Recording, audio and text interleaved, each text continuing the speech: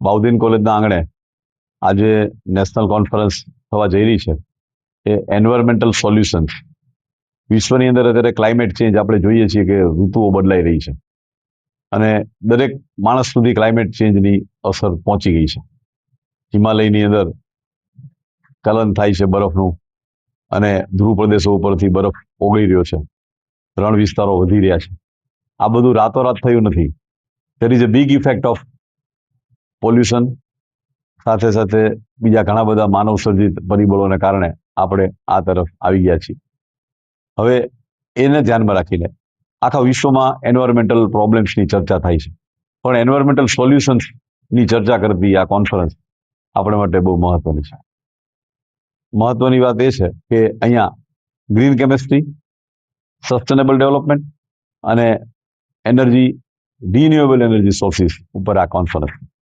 એવું કહેવાય છે કે આટલું બધું પ્રદૂષણ થવામાં કેમેસ્ટ્રી વાળાનો ઘણો ફાળો છે, પરંતુ આપણને રસાયણ એણે આપ્યા છે, આપણને રંગો એણે આપ્યા છે અને આપણને સિન્થેટિક પોલિમર્સ એણે આપ્યા છે. એને ઘણું બધું આપ્યું છે, એટલે એની બાય પ્રોડક્ટ રૂપે પ્રદૂષણ થયું છે. પણ હવે જે બગાડે છે એ જ સુધારી શકે એવા ન્યાયે ગ્રીન કેમેસ્ટ્રી એટલે એવી એક કેમેસ્ટ્રી કે જેમાં પ્રદૂષણ મિનિમાઇઝ થયેલું હોય, એની ઉપરની ચર્ચા કરવા માટે આપણે ત્યાંથી ઘણા બધા વિદ્વાનો છે. પરંતુ એમાં જે ભારતને લીડ કરી રહ્યા છે ગ્રીન કેમેસ્ટ્રીમાં એવા પ્રોફેસર ડોક્ટર જસરા સાહેબ, જે અત્યારે રિલાયન્સ એગ્રોટેકના ટેકનોકોમના ડાયરેક્ટર છે અને વાઇસ પ્રેસિડેન્ટ છે. સાથે સાથે ઇઝ એ એમિનન્ટ પર્સનાલિટી. એ એવા એક સાયન્ટિસ્ટ છે કે ટોપ 2% ઓફ સાયન્સ એમાં વર્લ્ડમાં જે સ્ટેનફોર્ડ રેન્કિંગ છે એમાં એમનો સમાવેશ થાય છે. એવી રીતે બીજો જે વિષય છે એ સસ્ટેનેબલ ડેવલપમેન્ટ છે. સસ્ટેનેબલ ડેવલપમેન્ટ એટલે ટકાઉ વિકાસ. એટલે એક એવો વિકાસ કે જેમાં માનવનો વિકાસ તો થાય પણ સંસાધનો, જંગલો, નદીઓ, નાળાઓ, પ્રદૂષણોથી આપણે અટકી શકીએ અને એ બચી જાય. તો આ બાબત માટે સસ્ટેનેબલ ડેવલપમેન્ટ માટે આપણા બીજા જે વક્તા છે એ એપી સિંઘ સાહેબ છે. એ અત્યારે હેડ ઓફ ધ ફોરેસ્ટ છે, એ બાયોલોજીસ્ટ છે અને સાથે બહુ મહત્વના વૈજ્ઞાનિક છે. હોદ્દાની રૂએ તે આખા ગુજરાતના ફોરેસ્ટના ચીફ છે, પરંતુ એક વૈજ્ઞાનિક હોવાના નાતે તેઓ આપણા બીજા વક્તા છે. ત્રીજા વક્તા છે એ ડૉક્ટર હિરેન ભટ્ટ. એ ભટ્ટ સાહેબ જે છે અહીંયા આપણી બાજુમાં વિદ્યમાન થાય છે. એ ભટ્ટ સાહેબ ઈસરોના સાયન્ટિસ્ટ છે. સ્ટેક ઈસરો અમદાવાદ ખાતે એમણે ગ્રુપ ડાયરેક્ટર તરીકે ઘણો લાંબો સમય કામ કર્યું છે અને એમના સમયમાં વેદાસની એક આખી સિસ્ટમ ડેવલપ થઈ છે. તો એ સિસ્ટમ ડેવલપ કરનારા ભટ્ટ સાહેબ એ સેટેલાઇટના મેન્યુફેક્ચરિંગથી માંડી અને બધી જ બાબતો સાથે જોડાયેલા છે. અને સેટેલાઇટ્સની અંદર બે વસ્તુની ક્રાઇસિસ હોય છે, એક એનર્જીની ક્રાઇસિસ હોય છે અને એક વેઇટની ક્રાઇસિસ હોય છે. આનું મેનેજમેન્ટ કરવું એ બહુ ટફ હોય છે. એ મેનેજમેન્ટ સાથે ડાયરેક્ટલી જેમણે વર્ષો સુધી કામ કર્યું છે એવા ભટ્ટ સાહેબ પણ આપણી વચ્ચે છે. એટલે આ કોન્ફરન્સ કુલ મળીને એન્વાયરમેન્ટલ સોલ્યુશન્સ ઉપર વિદ્યાર્થીઓને જાગૃત કરવા માટેની કોન્ફરન્સ છે. ખરેખર તો એટલા માટે ત્રણ કીનોટ સ્પીકર અમે રાખ્યા અને વિદ્યાર્થીઓને પોતાને જે રીતનું ફાવે અને જે આ વિષય ઉપર ખેડાણ કરીને એમણે પોતે પોસ્ટરો પ્રેઝન્ટ કર્યા છે, સાથે સાથે પેપરો રજૂ કર્યા છે, રિસર્ચ પેપરો રજૂ થનાર છે, રિસર્ચ સાયન્ટિસ્ટો પણ આ બાબતમાં કામ કરી રહ્યા છે. આ ખરેખર ફ્યુચર છે. Green chemistry is a future, sustainable development is a future અને જે renewable energy sources are the future.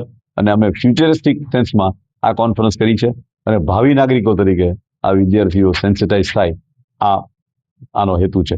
આને માટે અમને ભારત સરકારની પીએમ ઉષા તરફથી સ્પેશિયલ ગ્રાન્ટ મળી છે અને આ ગ્રાન્ટ માટે હું ભારત સરકારનો, ગુજરાત સરકારના શિક્ષણ વિભાગનો, અમારા કમિશનર શ્રી અને જે સીઈઓ કેસીજી છે એવા દિલીપ રાણા સાહેબનો અને સર્વે લોકોનો ખૂબ આભારી છું. ધન્યવાદ.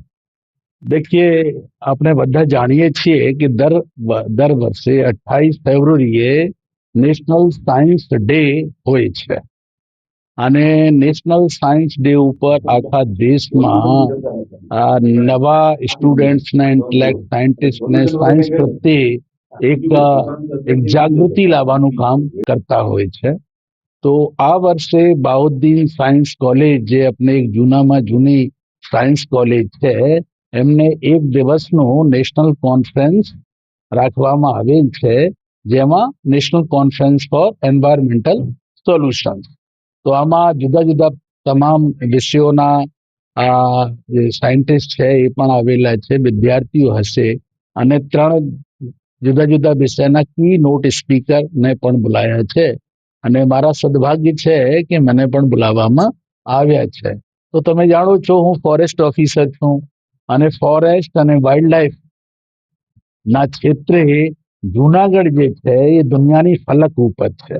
તો વન વિભાગ કઈ રીતે કામગીરી કરી રહ્યા છે, આના શું મુશ્કેલીઓ છે, એનું નિવારણ અને નિરાકરણ કઈ રીતે થઈ શકે, આ બાબતમાં બાયોડાયવર્સિટી કન્ઝર્વેશન છે, ઇકોસિસ્ટમ સર્વિસીસ છે અને સસ્ટેનેબલ ડેવલપમેન્ટ છે. આ બાબતે જે પણ મારા અનુભવો છે એ વિદ્યાર્થીઓ સાથે શેર કરીશું. એક સંલગ્ન ટોપિક છે કે અને વિશ્વનો સળગતો પ્રશ્ન છે.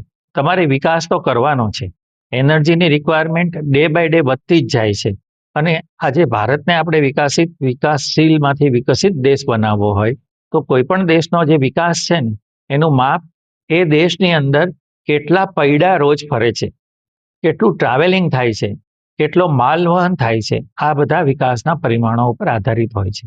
જ્યારે આપણે આ વિકાસ કરીએ ત્યારે સ્વાભાવિક છે કે એનર્જી ક્રાઇસિસ, એનર્જીની રિક્વાયરમેન્ટ આવશે એટલે ક્રાઇસિસ આવશે, એટલે પેટ્રોલ, ડીઝલ, ટ્રાન્સપોર્ટેશન, એનું કન્ઝમ્પશન, ઇલેક્ટ્રિસિટી, તમારા બધાની નીડ, જીવનશૈલી ઉપર જાય એટલે આપનું કન્ઝમ્પશન વધે ઇલેક્ટ્રિક પાવરનું. એટલે આ બધું એકબીજા સાથે જોડાયેલી વસ્તુ છે. હાલ કે શું કરવું પડે? ખાસ તો શું કરવું પડે જેની હિસાબે પોલ્યુશન અટકે છે? એ વિકાસ કરવો જરૂરી છે. તમારી એનર્જી રિક્વાયરમેન્ટ દિવસે દિવસે વધતી જ જવાની છે, ઘટવાની નથી. એટલે એકમાત્ર ઉપાય છે ગ્રીન એનર્જી.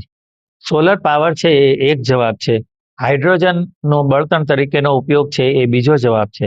પણ હાઇડ્રોજનને અત્યારે જનરેટ કરવું અને એને એક જગ્યાએથી બીજી જગ્યાએ લઈ જવું, આ બધા ટેકનોલોજીના પ્રશ્ન છે જેનો ઉકેલ સમય જતા વિજ્ઞાન પાસે આવશે અને એનાથી આપણે આપણો વિકાસ રોક્યા વગર ગ્રીન એનર્જી તરફ જઈ અને આ કાર્બનનું જે એડિશન છે એને આપણે રોકી શકીશું. સૌથી મહત્વની રિક્વાયરમેન્ટ છે કે આપણી અવેરનેસ, આપણી સતર્કતા હશે કે આ વસ્તુ હું કરું છું એનાથી કાર્બન વધારે બનશે, આ વસ્તુ કરીશ તો ઓછું બનશે.